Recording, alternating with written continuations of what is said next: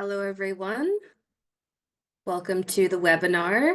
I'm going to get us started in just 1 minute here after we wait for a few more people to join. Thank you for your patience.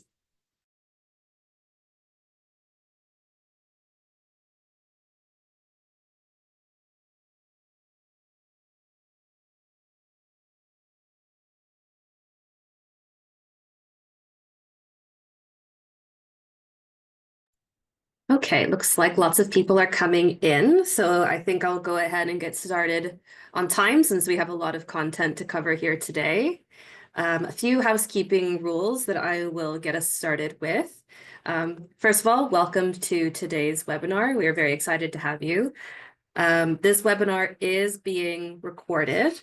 The recording will be posted and available online, both on the announcement page for the consultation on the Vera website, as well as on YouTube. And anyone who registered for the webinar beforehand should receive the link to the recording in their email. A quick note about the Q&A function that we have enabled. You should be able to see a Q&A box on your screen, on your Zoom screen. You'll be able to input questions in that Q&A box, and you should be able to upvote questions throughout the webinar that you find very interesting and that you want us to answer at the end of the webinar. We'll answer questions at the end of the webinar as well as throughout by responding in the Q&A box. Because it is a public Q&A box, please keep your questions, of course, relevant and respectful of others. And if we are not able to answer any of your questions today, feel free to follow up by sending any questions to programupdates@vera.org, and we'll have that email on screen for you during the Q&A session, as well as to info@vera.org. Okay, now let's go ahead and jump in. So again, welcome. My name is Nicole Shermer. I am a manager of VCS program development here at Vera. And the goal of today's webinar is, of course, to go over and show you how to respond to the public consultation that we've just released, as well as to provide an overview of all of the specific updates that are included in this public consultation. So we will go ahead and start off with an overview of the public consultation process and timeline. Then I'll hand it over to my colleague, Justin Weller, who will talk about a little bit more about VCS version 5 in general, about the development process so far. Then we will jump into an update of an overview of every update that's included in the consultation. And finally, we will wrap up with a Q&A session.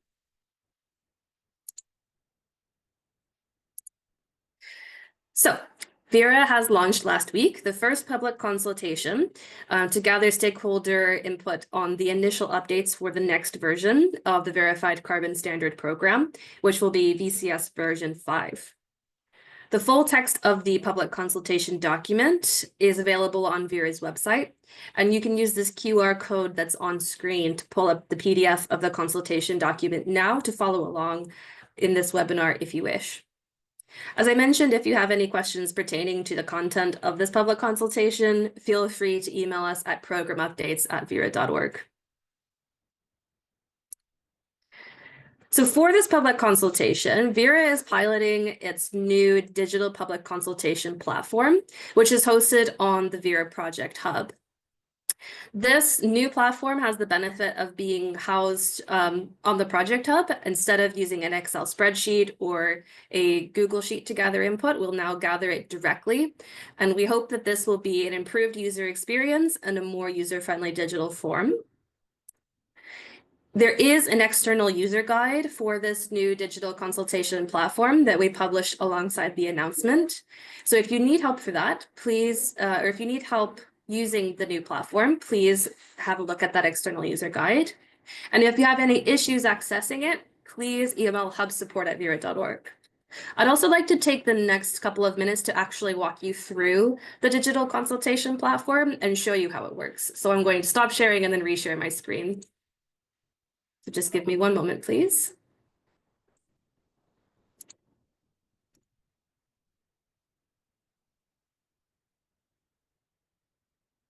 So you should now see the Vera website. This is the consultation announcement page. And if you click feedback submission form, it will take you to the digital public consultation form. All you have to do here is enter your information. So I've created a little test email for this.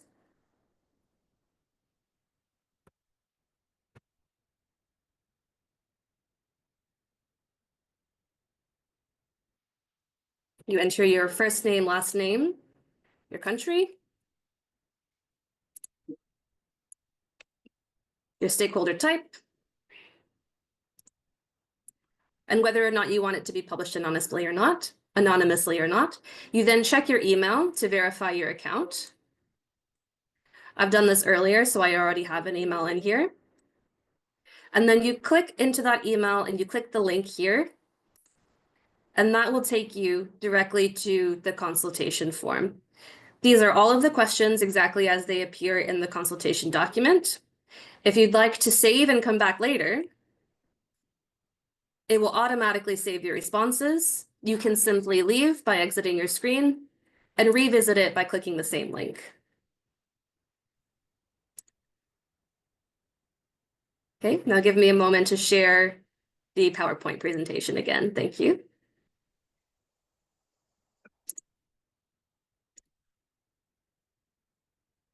Okay. So the public consultation period will run from the 19th of September until November 4th. Comments can be submitted electronically via that public consultation platform until midnight on November 4th, anywhere that you are. We do anticipate that there will be more than one round of public consultations in building VCS version 5. There will be another round in the first quarter of next year, and potentially another round again in the middle of next year. Of course, timing is tentative as we work on all of the feedback that we receive. So now I'm going to hand it over to my colleague, Justin Willer, who will talk to you a little bit more about VCS version 5.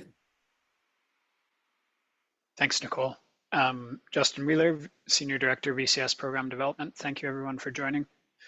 So version 5 is the next planned major version of the VCS program. We've been working on this for a little over a year now. We held an open consultation in 2023 that collected general feedback on the VCS program and what we needed to do to improve it and set it up for the future of voluntary climate action. Based on the results, which we've posted on our website there are three major themes that emerged that are fairly intuitive, but kind of guiding priorities for development of the VCS program. So the first is increasing integrity. The second is improving transparency and usability. And the third is maximizing impact, which includes adjusting the program scope to ensure that we're maximizing impact.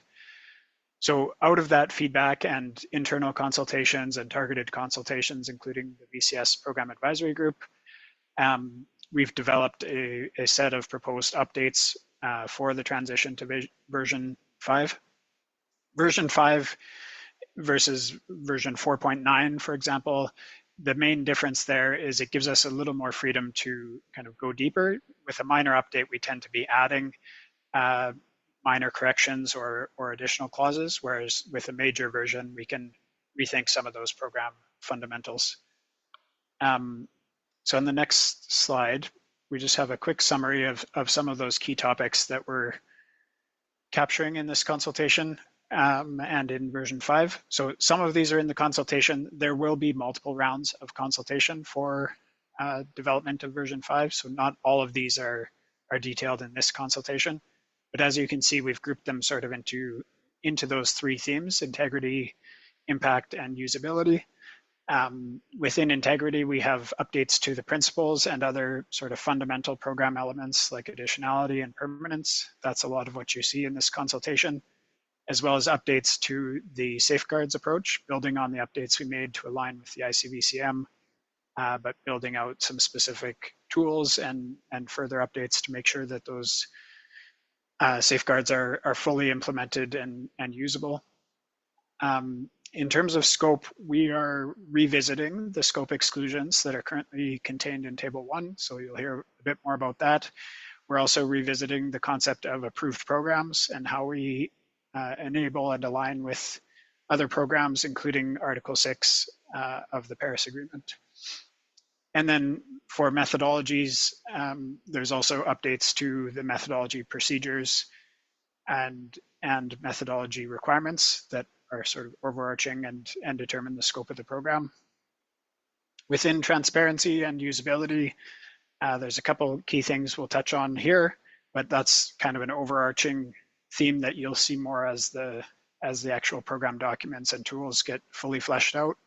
But there's a big focus on digitization, data transparency, enabling digital monitoring, reporting, and verification, and then harmonization and alignment across all of Vera's programs. So as many of you know, we have the VCS is just one of Vera's programs. We also have SD Vista, CCB, and the plastics program. So we're looking to harmonize and align where possible to just maximize consistency and usability across those programs.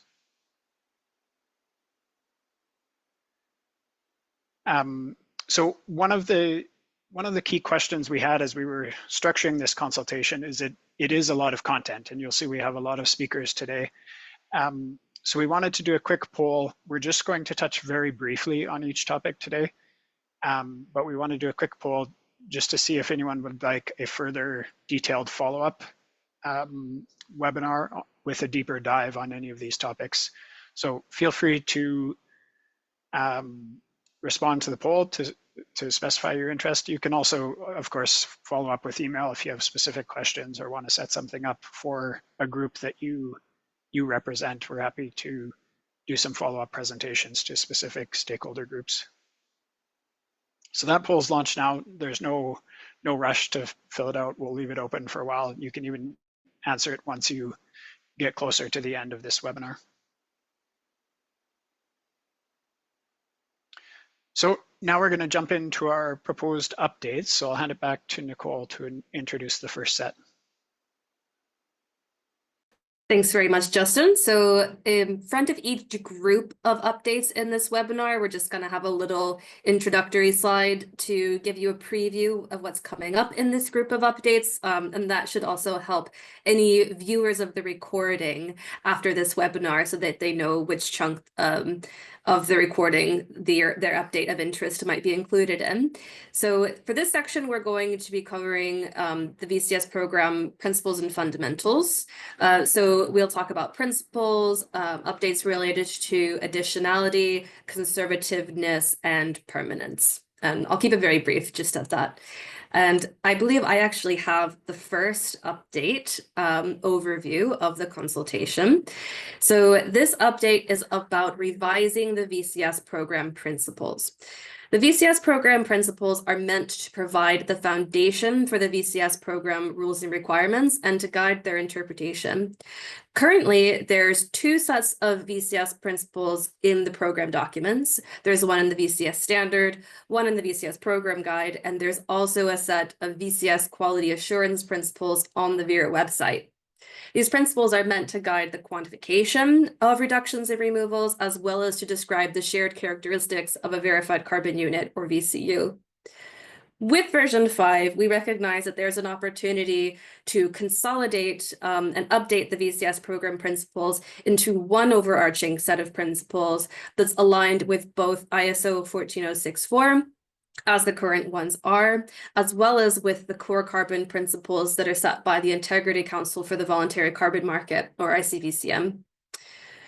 The proposed revised principles will fall under two categories: quantification and impact, with the quantification principles focusing on how reductions and removals are quantified, assessed, and reported, with an explicit expectation that project developers and VVBs, or validation and verification bodies, should follow these quantification principles where there is any room for interpretation in the VCS program rules and requirements, as well as explicitly stating that Vera would rely on these quantification principles where there's room for interpretation in project reviews as well. So these quantification principles would be accurate and conservative, complete, consistent, measurable, relevant, and transparent. And these principles are already referring back to the ISO 14064 principles, so those should be fairly familiar. The impact principles, on the other hand, would describe the shared characteristics of all projects and VCUs. And so these are more aligned with the core carbon principles by the ICDCM. And the proposed principles here are additional, permanent, contributing to sustainable development and net zero transition, independently verified, not double counted, and tracked.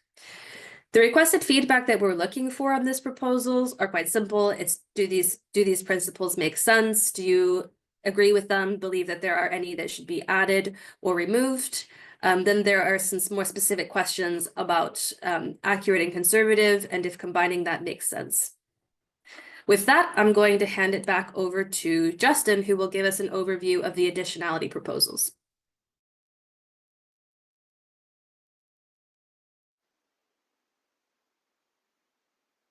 I think it's actually Christian who's up first, sorry. Yeah, thank you. Thanks, Nicole. Thanks, Justin. So I'm going to focus now on the proposed changes to the regulated surplus, which is one of the key criteria for additionality to ensure that VCUs represent emission reductions or removals beyond legal requirements. Currently, the regulatory surplus, that means basically that the project activities cannot be mandated by any law or regulatory framework. And under the current version for Annex 1 countries, that means that all laws are considered enforced by default. And in contrast, for non-Annex 1 countries, only the laws that are systematically enforced need to be considered. In the current version, the regulatory surplus must be demonstrated at validation and at each crediting period renewal. There are two main proposed updates to this. The first update is for the country classification for enforcement. This update shifts from UNFCCC non-Annex 1 countries to low and middle income countries, and Annex 1 countries to high income countries based on the World Bank classification. This is also to align with the CCP requirements. And the second update is related to the timing for demonstrating regulatory surplus, including three proposed options for consideration. Option 1 includes an additional requirement for the regulatory surplus check at the baseline reassessment, and additionally, a reporting on the requirement for interim legal changes within the crediting periods. Option B is the same timing options, but also requires further demonstration at each verification. And this option would also provide some flexibility if carbon credits are an integral part of a legal requirement of a government, aiming to incentivize the creation or enforcement of legal requirements. And option C is a little bit stricter. It's basically the same as option B, means also like including the requirement to reassess regulatory surplus or demonstrate regulatory surplus at verification, but without that flexibility for legal requirements. And key questions here are, which of these timing options do you think promotes early climate action without compromising integrity? And another key question is, what are your thoughts on allowing this flexibility for government agreements under option B? And could this incentivize the creation or enforcement of legal requirements through carbon credits?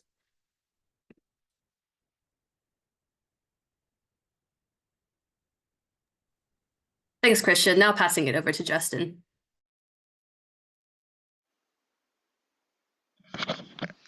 Thanks, Christian. Thanks, Nicole. So the second part of the additionality proposals is on reconsidering the project additionality requirements. So currently we have both standardized methods and project methods for additionality. With a standardized method, the benchmarks are updated every 5 years by Verra with an update to the methodology. And then at each crediting period renewal, the project is required to switch to the updated methodology, essentially updating their additionality assessment as a default part of that natural cycle in the projects. For the project method, however, only the regulatory additionality, as Christian was just speaking about, is assessed at crediting period renewal. The other aspects like the common practice or investment analysis or those sorts of things are not reassessed through the life of the project. The exception being some NCS projects, I guess, that have it in their baseline reassessment requirements.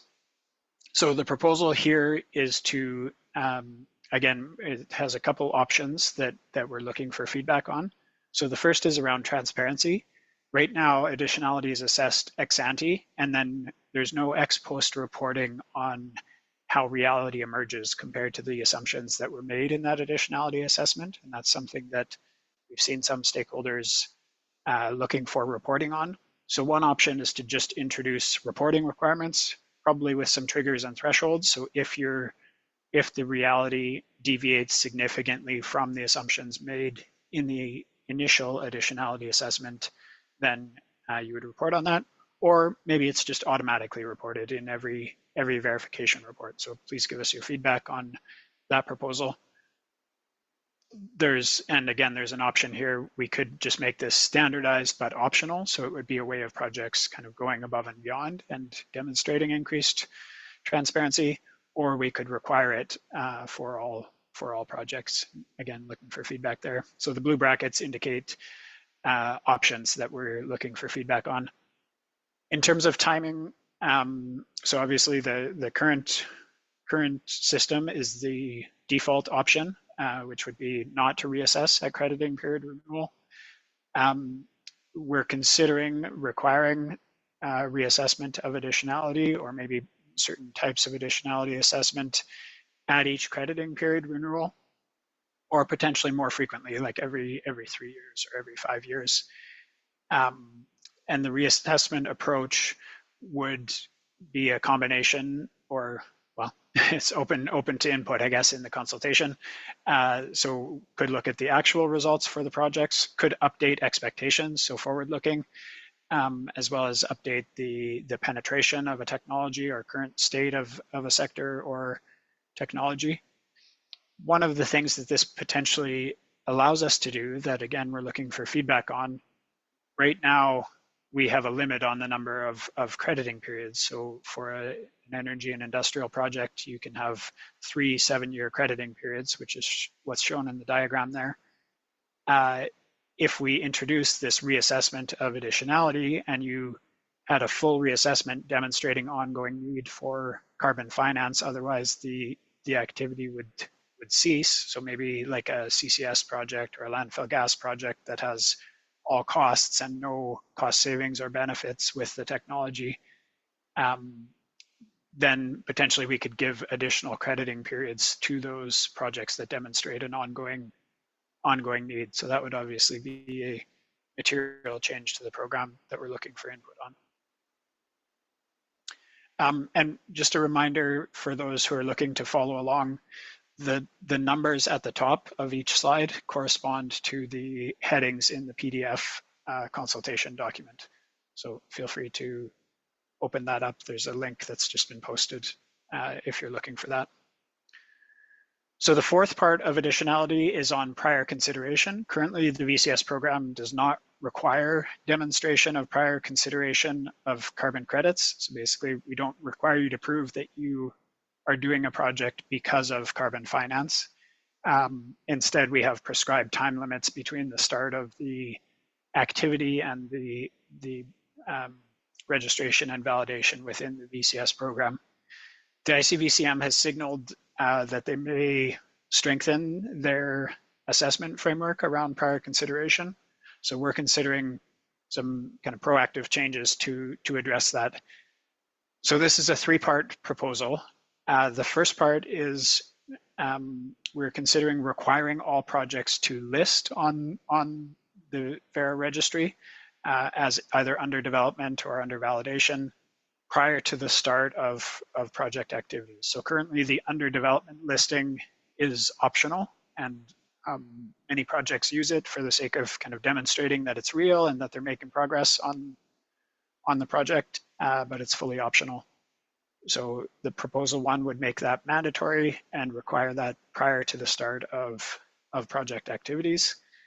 The second part of the proposal deals with deadlines. So currently the deadline is from the start of the crediting period, which is also the start of project activities, to the end of validation. We're proposing to revise those deadlines and make it from the date of listing through to the date of registration. So deadlines would be based on actual registry statuses. And that would be a registration request, sorry, not actual registration, because obviously BERA does a review of registration requests and confirms that all program requirements have been met. The third proposal is to mirror this listing process for instances. So for projects that have multiple instances, either a grouped project or just a multi-instance traditional project. Currently, most of that instance level information kind of lives below the surface, and the projects obviously have to keep track of it, and the VVBs are checking it, but it's not reported. So we're proposing to make that explicit and transparent on the registry and mirror the same requirements that exist for a project to that instance level reporting and registration process.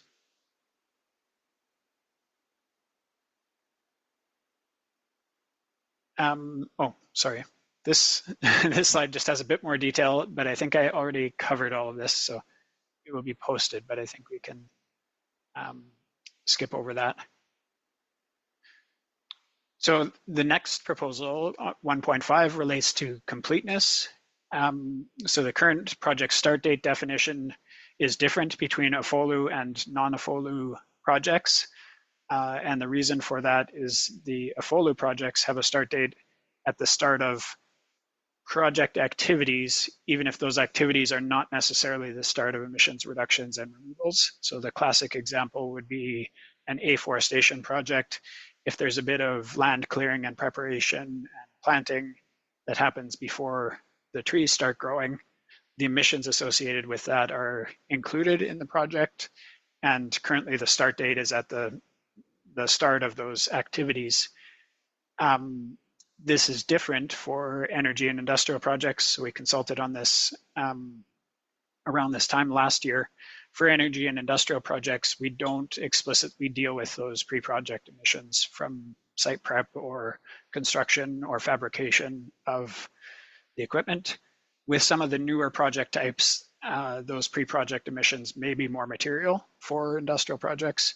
So we're proposing to revise the definition to always be the start of emissions reductions or removals that result from the project activity for both project types, but then also to introduce a definition of pre-project emissions and require that these be accounted for any time that they're not de minimis in a project. Over to Mariana.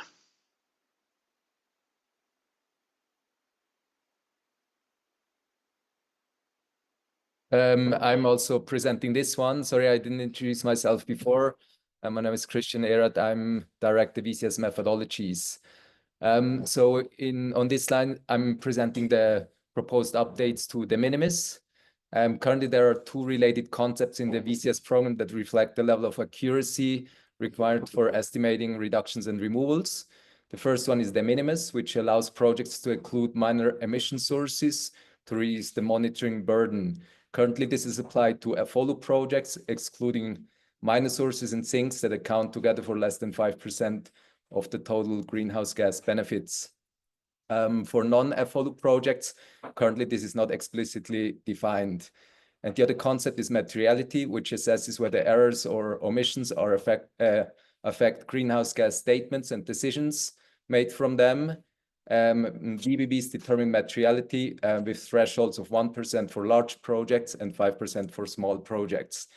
We think that aligning the de minimis and materiality requirements and revising the thresholds would improve consistency and conservativeness in the VCS program. So the proposals include 3 updates. The first one is to expand de minimis to all project types, including also non-AFOLU projects, and define specific thresholds for each project type.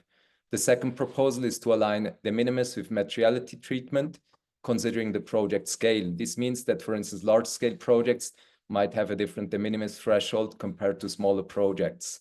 And the third proposal is to maintain conservativeness by requiring methodologies to include a conservative discount factor when treating sources and sinks as de minimis. So for example, if sources excluded through de minimis account for 5% of the total greenhouse gas benefits, that would mean we would apply an equivalent discount factor of 5% to the emission reductions to account for that.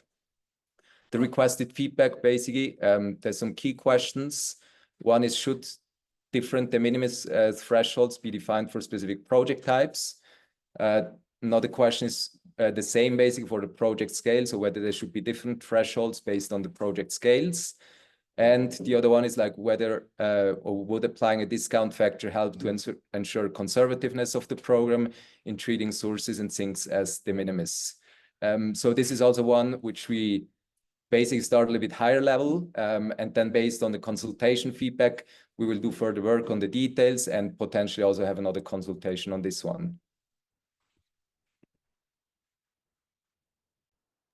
Great, I think I'm next. Hi everyone, Candice Minke, I'm the Senior Director of Nature-Based Solutions. And I'm going to be speaking about some of the updates related to permanence, starting first with affluent buffer pool management and loss event procedures.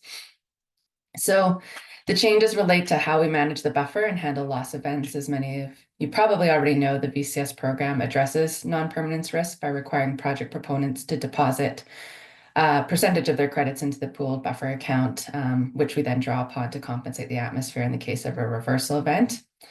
And there are 4 proposals. First, that buffer credit contributions and release vintages, or the first one relates to it. Specifically, we're proposing to standardize how buffer credit contributions are made and released. Next, we are starting to roll out the use of our long-term monitoring system in situations such as when a project has withdrawn from the VCS program or failed to submit a verification report for several years. And then we're also considering shortening the time frame before canceling buffer credits when projects withdraw from the VCS program. And then last, we are considering whether our current approach to buffer credit cancellations when a project fails to verify for 15 years or withdraws from the VCS program and does not register in another GHG program, which is currently to cancel credits equivalent to all credits issued by the project, is too conservative. Instead, whether we should take the same approach as other GHG programs and only cancel the project's buffer credit contributions. Next slide. Okay. So the specific proposed updates to the registration and issuance process are organized on this slide by category. So starting with buffer credit contributions, we're proposing that contribution vintages are proportionate to the emission reduction and removals generated in each year. So there's an example there on the slide. I'm happy to elaborate in the questions if there's further follow-up on that. And then next, we've added more guidelines on how buffer credits are released, specifically that releases can be released within 3 months after VERA approves a verification request. Projects are not eligible for releases also when a loss has been reported, and then credits used to replenish the buffer after reversal are never eligible for release.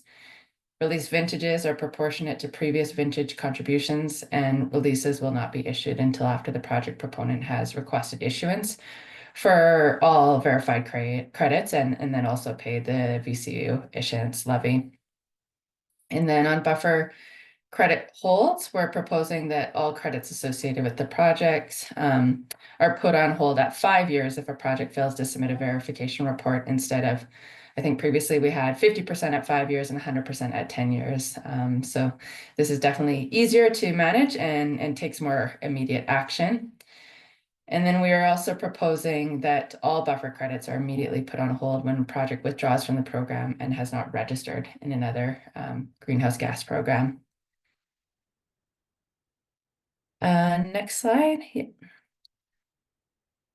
And then last, in the RIP, we introduced a few new rules related to buffer credit cancellations, the biggest of which is the introduction of the use of VERA's long-term monitoring system to monitor for reversals and cancel buffer credits based on observed losses in a few different situations. So first, when a project withdraws and does not register with another greenhouse gas program or submit a verification report within 5, 10, or 15 years, and the project crediting period has not yet expired.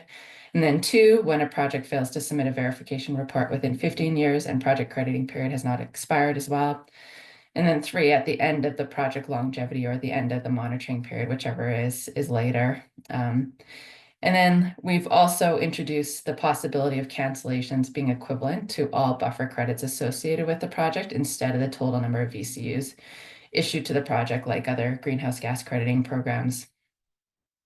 And then on some of our other documents, starting first with the VCS program definitions, we introduced a definition for our long-term monitoring system, which is a platform for remotely monitoring AFFLU projects, detecting loss events and quantifying reversals. And then we also clarified in the standard that project proponents are required to sign our AFFLU buffer account compensation for reversals deed. And last, one of the updates to introduce the use of the LTMS and the RIP is also mirrored in the standard. Next slide. Okay, so this slide just has the questions that we have for our stakeholders. So first, should buffer credit contributions be made and released proportionally by vintage? And if not, how should we determine the vintages? Next, should we wait 5, 10, or 15 years after a project withdraws from the VCS program to conservatively cancel buffer credits or monitor and cancel based on observed reversals? And then last, when a project withdraws or fails to submit a verification report for 15 years, should we cancel buffer credits from the buffer account in an amount equivalent to the total number of VCUs issued or all buffer credits associated with the project? Okay. And then this is another set of updates. We have this higher level proposed update related to permanence, which is whether we should allow any VCUs. So currently, buffer credit contributions need to come directly from the project issuing credits. But with this update, we're considering allowing contributions to be made from any project, either other projects of the same project proponent or credits purchased on the market. And this topic is relevant to all 3 of our buffers, so the AFFLU buffer, the JNR buffer, and the GCS buffer. And our questions related to this proposal are whether we should allow projects to contribute VCS credits from any project to the buffer, why or why not, and then if Verra allowed projects to contribute VCS credits from any project to the buffer, what limitations, if any, should be placed on this flexibility? And then should we require projects to contribute some credits with minimal or no reversal risk to the buffer? So this could be something like relatively permanent carbon dioxide removals such as biochar. And then alternatively, should Verra require a portion of buffer credit replenishments to consist of credits with minimal or no reversal risk? And that's it for me.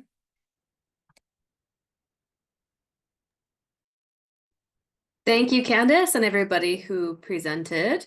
So now I'm going to kick it off to the next section of updates. And this section is about sustainable development safeguards and safeguards. So I'm going to hand it over now to our colleague on the Sustainable Development team.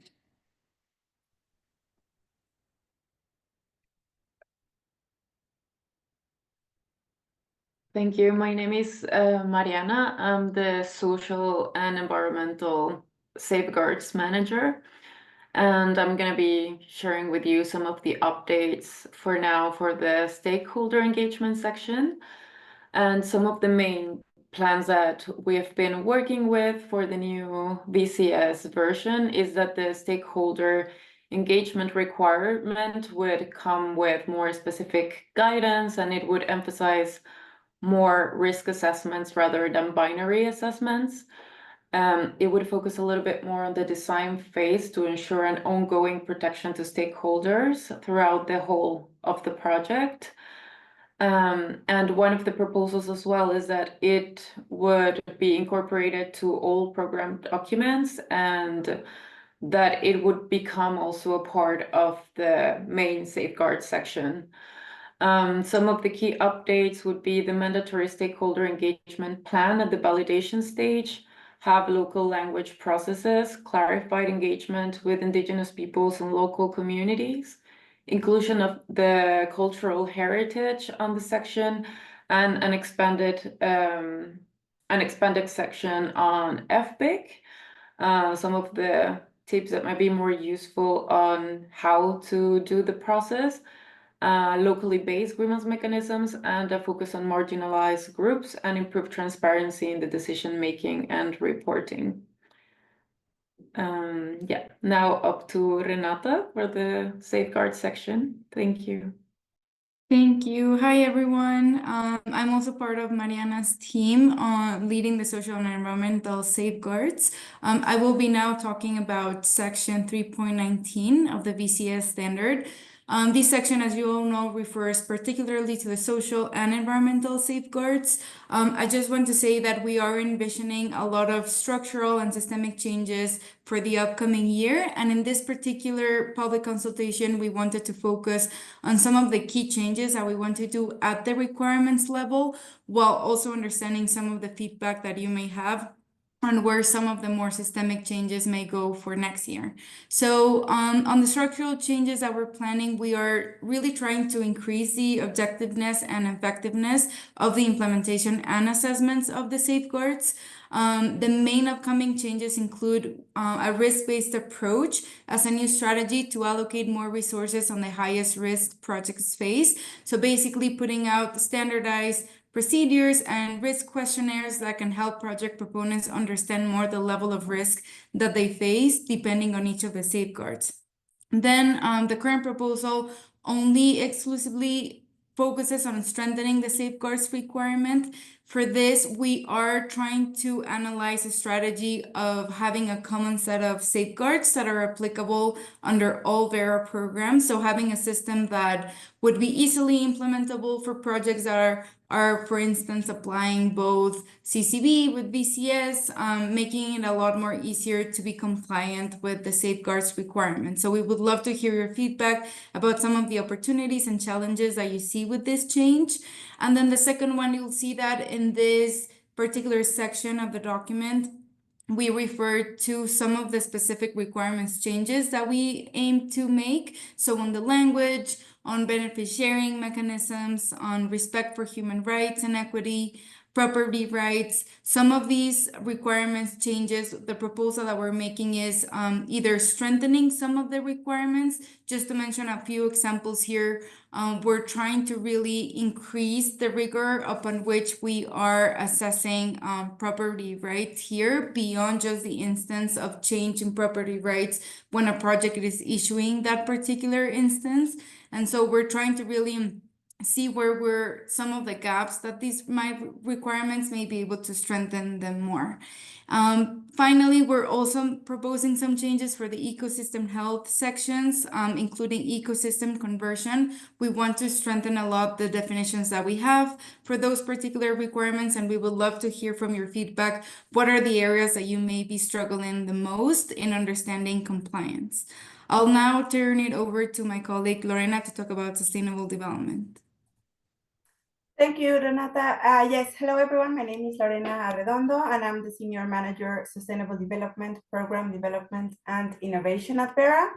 And I'll cover our Sustainable Development Contributions and Indicators proposal.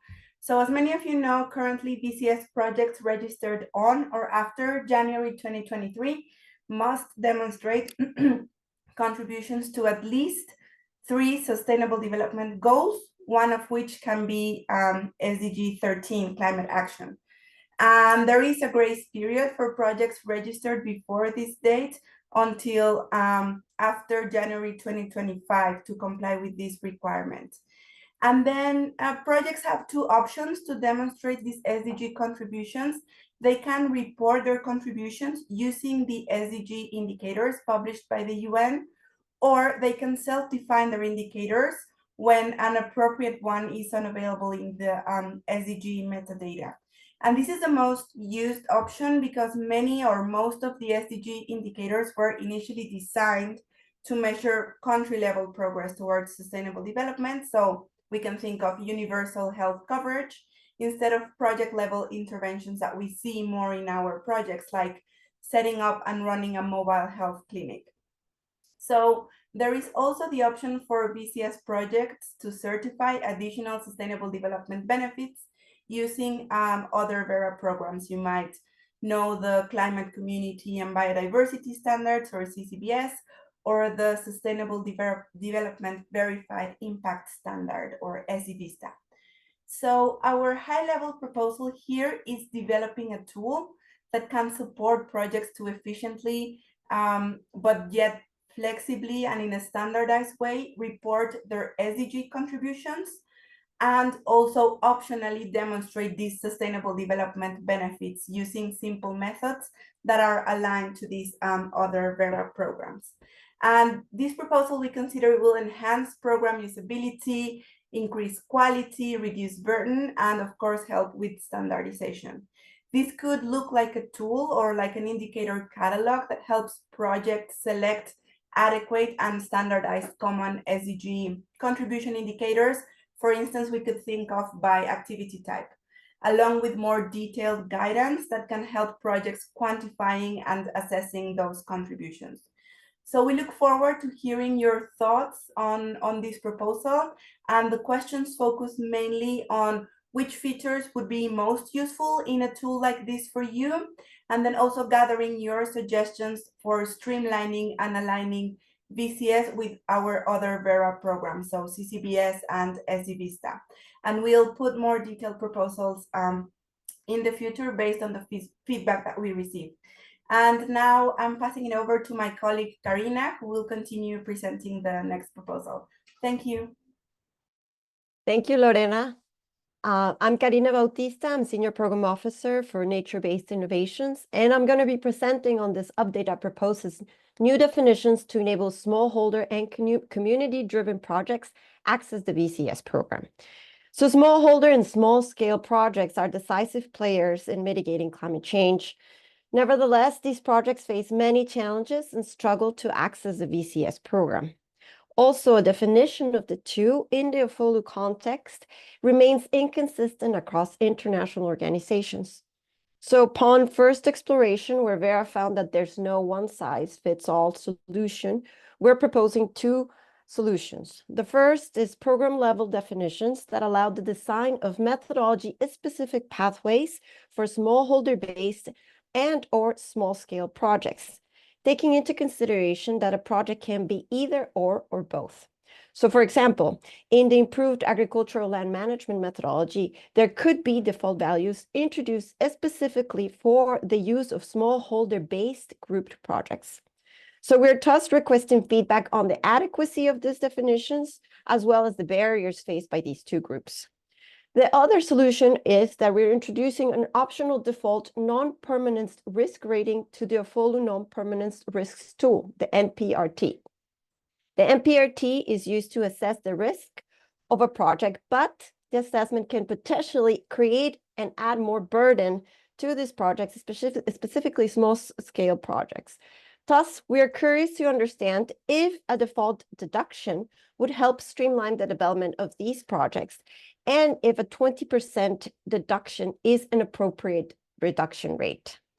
Next, back to you, Nicole. Thank you. Thank you, Karina. Okay, now we are on to the next section of updates, and we are switching topic a bit, and now we're going to talk about data transparency and usability through digital tools. And to deliver these updates, I'm passing it over to my colleague, Justin, again.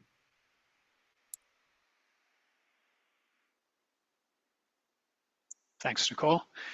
So these next two updates relate to DMRV, Digital Monitoring, Reporting, and Verification. And there's a couple things we want to talk about here. So Vera has been piloting and in some cases pioneering DMRV-based approaches for a while now. The DMRV pilot program officially launched in December 2022, and we've had a number of projects participate in that and a number of learnings from that. So this is building on that experience to look at fully enabling DMRV-based issuances, and in particular, higher cadence issuances.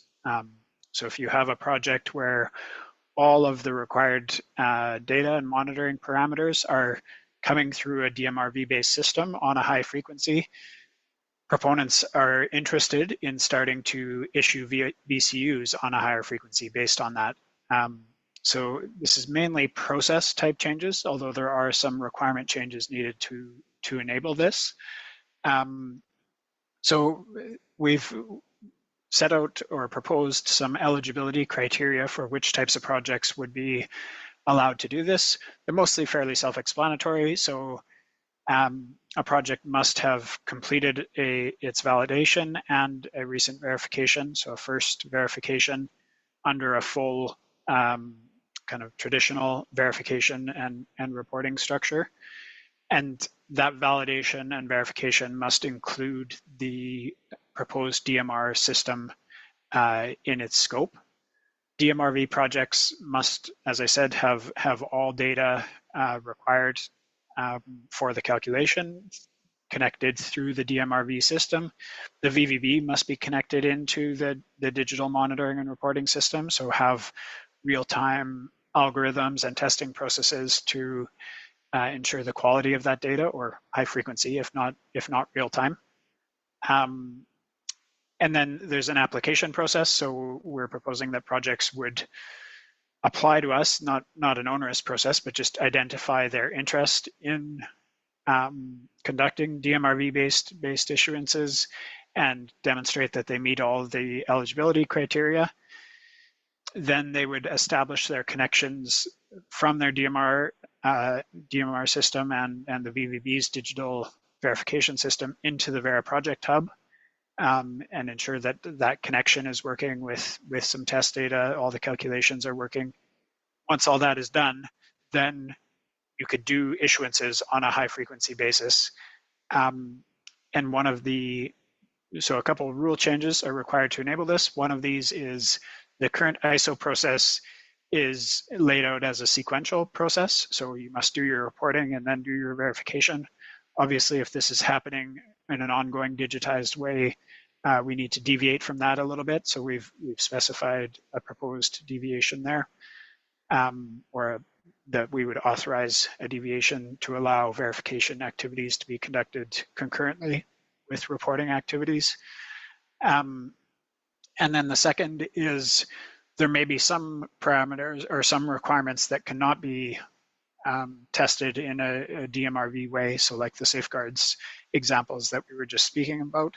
So there would be a requirement for a full periodic audit that includes safeguards and all other kind of non-quantitative or non-data-based requirements. And then there would be a holdback of issuances depending on the risk level of the project until that full periodic verification is completed. So in addition to proposing this and collecting feedback on it, we're looking to start piloting these approaches. So both current pilot projects and other projects that are interested in participating in the pilot can get in touch with us. There's a link in the consultation document. We'll pull it up for the chat here too. If you would like to start piloting DMRV-based issuances in parallel to this consultation and the development of version 5. So we're envisioning that those pilots would run for up to a year and that we would work with ANAB approved VVBs for those pilots and work with ANAB to make sure that they have a fully fleshed out accreditation system for the VVBs that are participating in these DMRV-based verification engagements. And then on the next slide, our technical innovation team has been doing a whole bunch of work on the Project Hub and recently soft launched a digital project submission tool. So this is a key tool that will enable DMRV-based issuances, but is also relevant for all projects. So we are digitizing all Vera and VCS approved methodologies in a staged way. So there's a few that are fully digitized and available now, and then we're rolling those out based on kind of priority order, impact to the market, those sorts of things. But there's also a flexible digital submission version of all VCS templates other than the combined templates, but like the monitoring report, the verification report, the project description and validation report. templates are all in there. So any project is welcome to start using those now. The question that we have for this consultation is, at what point should we start requiring submissions through the Project Hub and the digital project submission tool? The advantage of this is we start to collect all the data as data, which enables a much higher degree of transparency and reporting through the VERA registry. It also obviously enables the DMRV-based issuances and linkages into monitoring systems from projects that I was just speaking about. So looking forward to your feedback on those. Back to you, Nicole.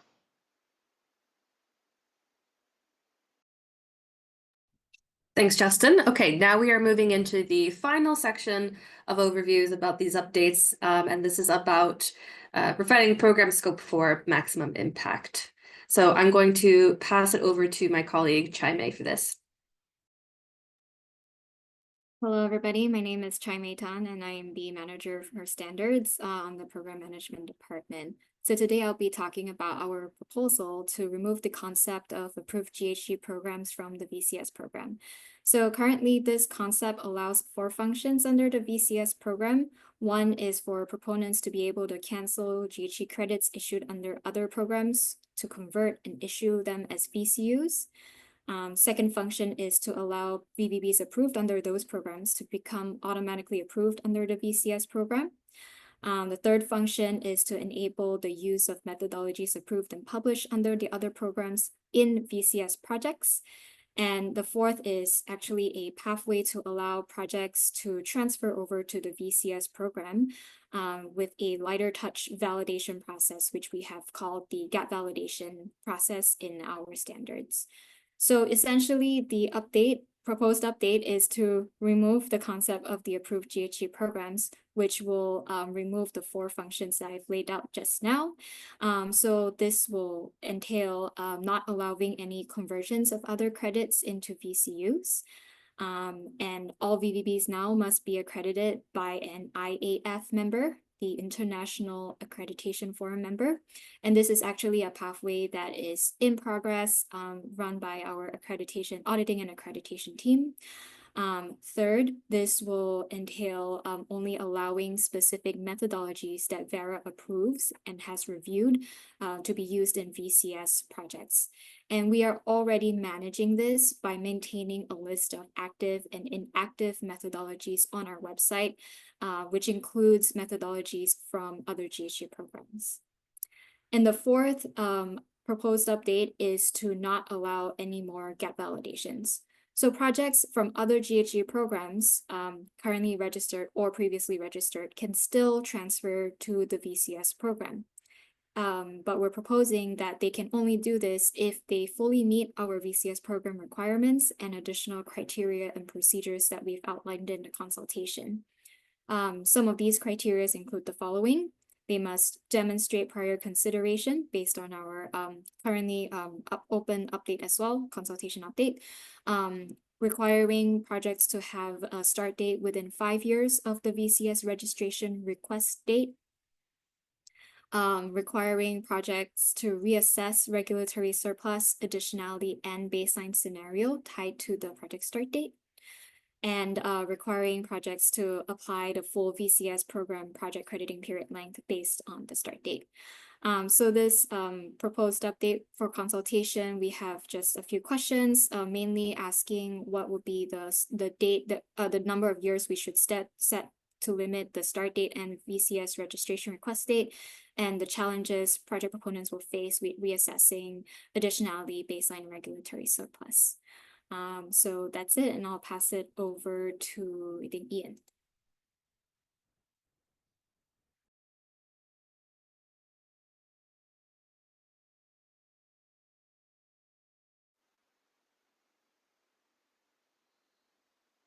I think Actually, Justin, I think you were the one doing this one.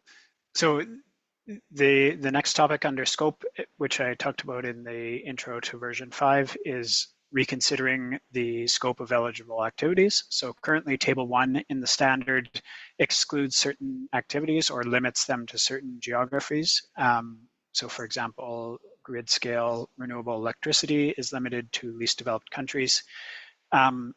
This table was one of the biggest changes with VCS version 4, but has caused quite a bit of confusion since.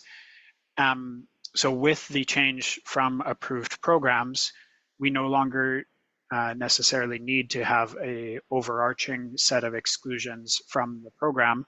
Rather, we can move this into our VCS methodology requirements and then prescribe any specific limitations that are needed to geographies within the methodologies. We do have methodologies already that have geographic limitations or other scope limitations within them. So the proposal is to remove that table, move the scope requirements into the methodology requirements and into the specific methodologies. And then for the clean development mechanism methodologies, as Chaimei mentioned, we are now maintaining a list of which ones are active or inactive in the VCS program. A number of the ones that are active have their revisions, so additional requirements that Vera has added to the underlying CDM methodology to ensure alignment with our program requirements. So as we do this, we could prescribe in those revisions to the CDM methodologies the scope limits. So that's kind of the functional or display side of the change.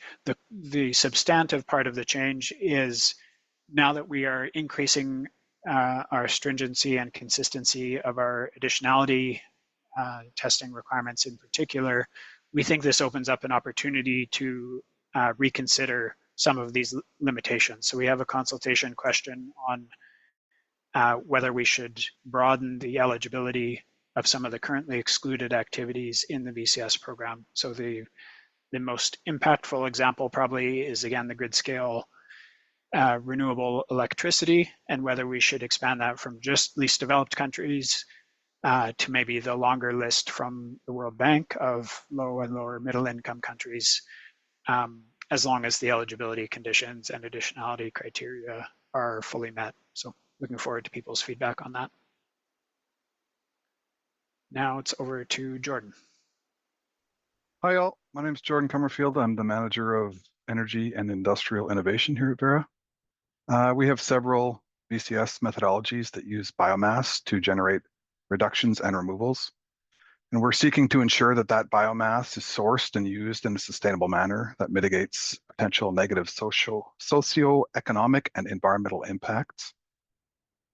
These safeguards are going to be especially important as we scale up these project types and create new demand for biomass.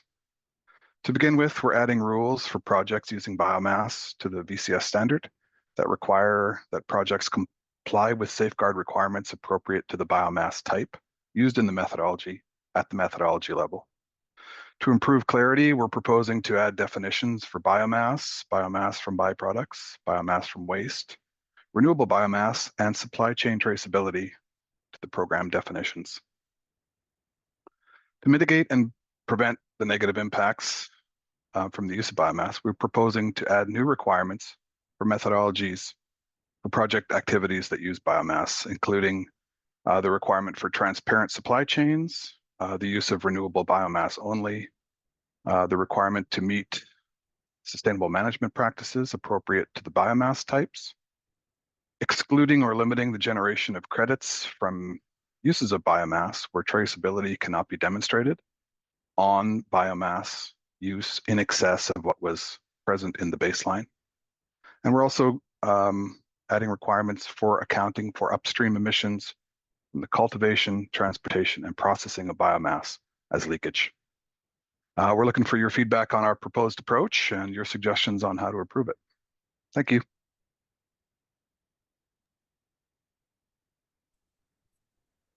Thanks, Jordan. Okay. Hi, everyone. I'm Kim Ludis, Manager of Nature-Based Innovation, and I will be providing an overview of the proposed update related to projects implementing open ocean activities. And so Vera is exploring expanding the scope of the VCS program to support emerging open ocean reduction and removal activities. So for example, commonly discussed opportunities include, but are not limited to, seaweed cultivation, seabed management, alkalinity enhancement, and electrochemical approaches, to name a few. And so currently, projects, activities, and methodologies can be developed under the 16 VCS sectoral scopes. However, current VCS methodology requirements limit blue carbon project activities to coastal blue carbon ecosystems, such as mangroves, salt marshes, and seagrass meadows, supported by the wetland restoration and conservation requirements. So Vera is proposing adding a new sectoral scope with corresponding requirements for open ocean projects that are distinct from sectoral scope 14, which is AFLU. So the marine environment poses unique challenges in quantifying, monitoring, and verifying the impacts of reduction and removal activities, and therefore require their own sectoral scope.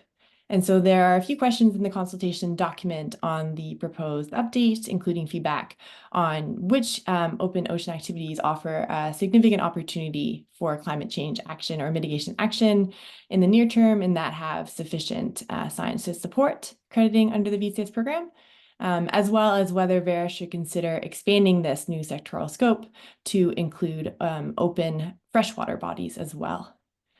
Look forward to hearing everyone's kind of feedback and input. I will now hand it over to Ian on geological carbon storage. Thanks, Kim. I'm Ian Kuwahara, Director of Industrial and Energy Innovations. So in 2022, Vera introduced the geological carbon storage requirements, or GCS requirements, and the non-permanent source tool, or NPRT, for GCS projects. Since then, we've developed and released the methodology, VM49, for carbon capture and storage, and continue to work on various modules under that methodology framework. We work with the CCS Plus initiative to develop the requirements and the tools and the methodology framework and the module documents. And so as part of continuous improvement, we've achieved some learnings, and we're applying those to the proposed changes to the GCS requirements documents and the NPRT documents. So these changes include changes to the text that improve workability for projects, mainly the assessment of the jurisdiction where the projects are occurring. So jurisdictional requirements are very important because GCS projects have long-lasting impacts to communities and mineral resources, and that may come into conflict with the interests of permanent CO2 storage during or after the project activity. Vera relies on competent jurisdictional regulators that we see as complementary to our program requirements. And so we've proposed improvements to the text to make the rules for jurisdictions be more clear and more specific. On the second bullet, we previously included a minimum reservoir depth of 800 meters to ensure supercriticality of CO2 in reservoirs. Several stakeholders communicated to us that supercriticality can be maintained at depths less than 800 meters, and thus this requirement has been simplified. It now simply states that supercriticality dense or liquid storage is required and no minimum depth is prescribed. For the third bullet, we had a design risk element in the NPRT that increased the buffer contribution for projects that had less than 2 confining layers. This requirement was originally adapted from a similar requirement in the low carbon fuel standard in California. Several stakeholders provided feedback to us that the risk of a leak is not correlated to the number of confining layers. Rather, it relates more to the extent and quality of the confinement system as a whole. And so this element is proposed to be removed, and we're seeking feedback on that. And then finally, throughout both documents, we've clarified text in a number of places.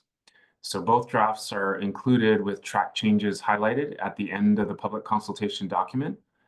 We also have questions in the section discussing the changes, and these prompt feedback, but feel free to provide any other comments or questions you have on the changes when you're providing your feedback. Thanks, and back to you, Nicole. Thank you, Ian, and thank you everybody for giving us an overview of all of the proposed updates. We've made it through, and now we have about 20 minutes left to answer any questions. As a reminder, you can use the Q&A box to submit any questions. Feel free to keep them coming now. If you don't see it immediately on your screen, you might have to click more and the 3 little dots that appear, and then click Q&A, and that should pop up the Q&A box for you. And then if you see a question that you'd really like to have answered, you can click the little thumbs up on the bottom to upvote it, and then we'll answer them in order of most upvoted. Another reminder to please respond to the poll. I think it should still be open, and we'll keep that open until the end of the webinar, and we'll follow up with another webinar depending on the results of the poll. So with that, I will hand it over to Justin, who's going to do our Q&A moderation.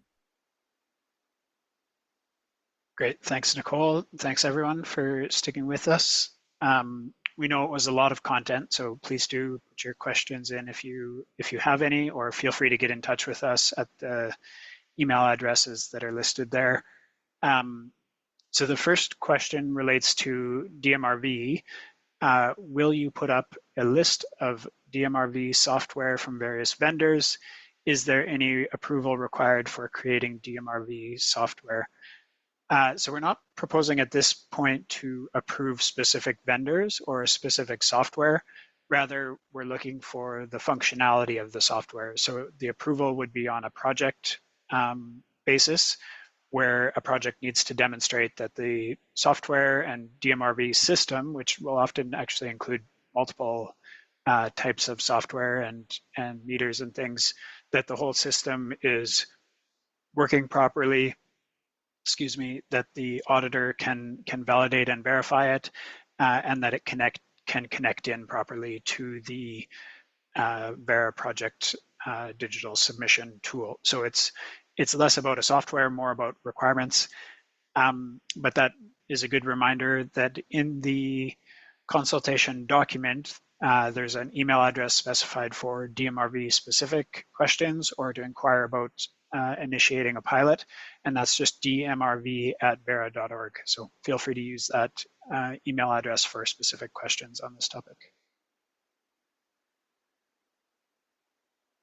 Okay, next question is, what effect would removing the concept of approved GHG programs and methodologies have on existing Vera VCS projects? If the program or methodology is no longer allowed, would the project be unable to complete reporting, verification, and issuance for the remainder of its crediting period? So Chaime, I'll maybe get you to take the first cut at that. Yeah, thanks, Justin. So when we are going to release this update, we'll definitely have a series of effective dates and grace periods that will accompany it. Removing the concept of approved GHG programs will not affect any project that has already registered under the VCS program. And removing this concept doesn't mean that we won't be accepting any methodologies that have been approved from other GHG programs. As I mentioned earlier, Vera is now maintaining a list of what are active and inactive methodologies, and the list of active methodologies does include methodologies from other GHG programs. And if a methodology is no longer allowed, we'll definitely include any grace periods associated with that methodology. So hopefully that answers the question. Great, thanks, Chaime. And that's already the current practice for both changes or inactivation of methodologies.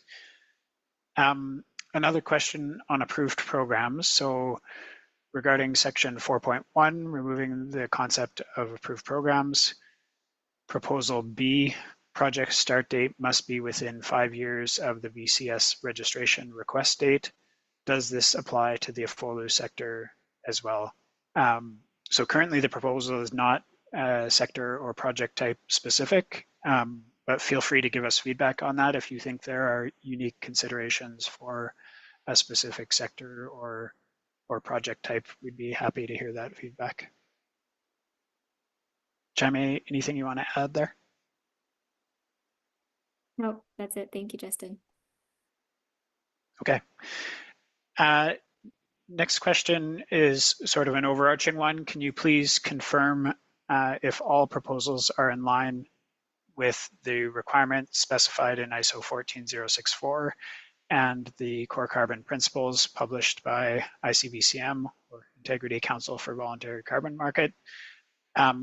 So generally speaking, yes, there are a couple exceptions. So one of them that I mentioned would be the DMRV, where we are explicitly enabling a deviation from ISO 14064 to, excuse me, to allow verification activities to occur overlapping with when the monitoring is occurring.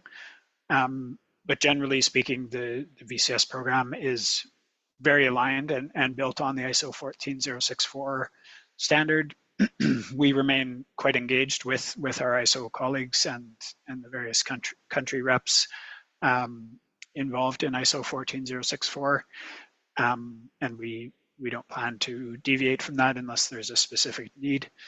Similarly, for the core carbon principles, the VCS program is already a fully approved program under the ICVCM core carbon principles. And these changes, we don't anticipate any of these changing our eligibility under that. Rather, a number of these will strengthen our eligibility as the ICVCM looks to update the assessment framework for a future version. So we're positioning the VCS to align with where we think the core carbon principles and where we think the market in general needs to go over the next few years.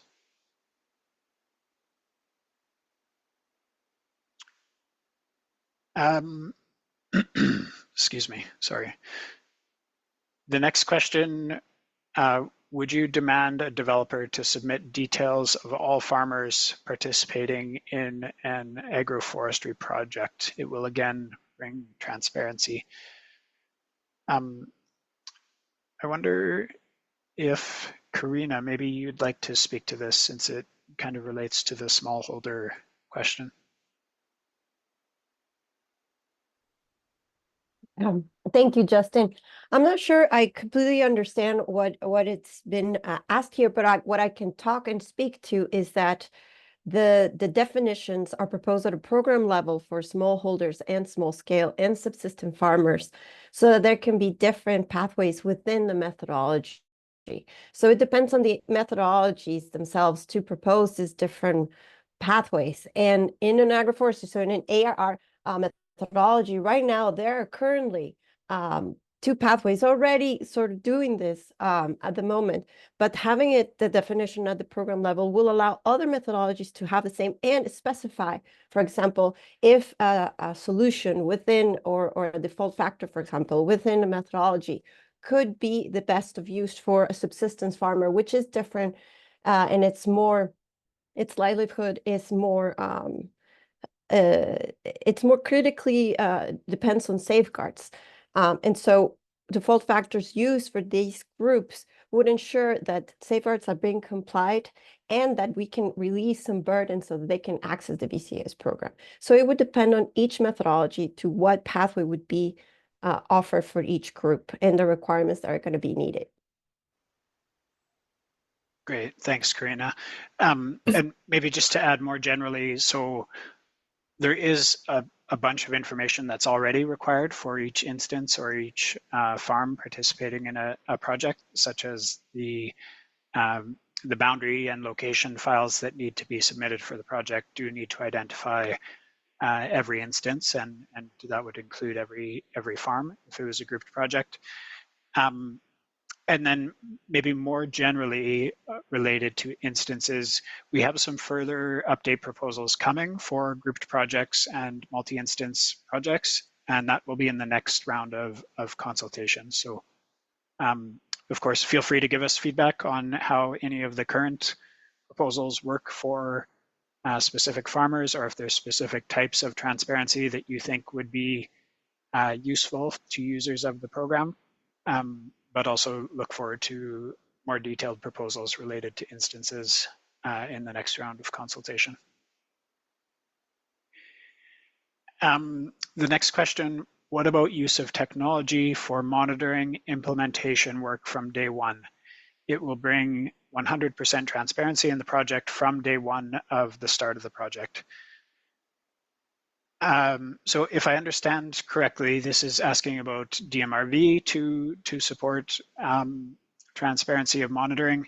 To be clear, the VCS program already requires monitoring from the start of the crediting period, which is the start of the project activities, or as I mentioned for AFOLU, it's currently includes kind of site prep and pre-ERR activities. So that monitoring is already required. Certainly DMRV technologies could support further transparency and detailed reporting of that information. And one of the things we're looking at is, now that we will have this much richer stream of data that's behind the reporting, that's going into the actual reporting templates, are there ways that we should be enabling surfacing of that data to users, whether that's buyers or other market participants that would like to access and leverage that data to better understand the projects and the impacts of the program. So again, feel free to give us feedback. I may not have answered quite what you were asking there, Govind, but feel free to follow up either by email or in the feedback form.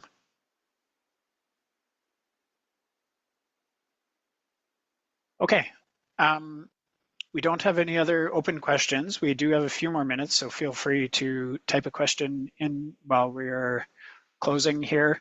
Thank you very much, everyone, for the attention, and thank you to all my colleagues for presenting on their updates. We really do value and look forward to your feedback on this consultation and on the program, as always. So feel free to use those email addresses that are there, and please definitely use the consultation response form to let us know what you think of these proposals.